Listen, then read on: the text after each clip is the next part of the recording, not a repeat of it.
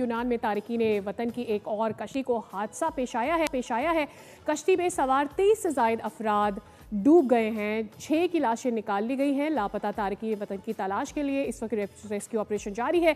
3 boats और 1 helicopter इस rescue operation में हिस्सा ले रहा है। डूबने वाले तारिकीन वतन का ताल्लुक मुख्तलिफ ममालिक से है। तारिकीन वतन तुर्की से यूनान जा रहे थे। कश्ती को हादसा मितलीनी जजीरे के करीब पेश आया है। ये अफसोसनाक खबर आपके साथ शेयर कर रहे हैं कश्ती हादसे का। यूनान में तारिकीन वतन की एक और कश्ती है जिसको हादसा पेश आया है। कश्ती में बताया जा रहा है कि 30 अफराद सवार थे और इन अफराद में से बताया जा रहा है डूबने वालों में से 6 की लाशें निकाल ली गई हैं।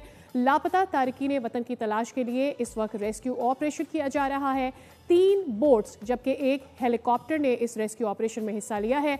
डूबने वाले तारिकीन वतन का ताल्लुक मुख्तलिफ ममालिक से है जिनकी डिटेल्स अभी सामने नहीं आई है, जबकि तारिकीन वतन तुर्की से यूनान जा रहे थे और कश्ती को हादसा मितलीनी जजीरे के करीब पेश आया है।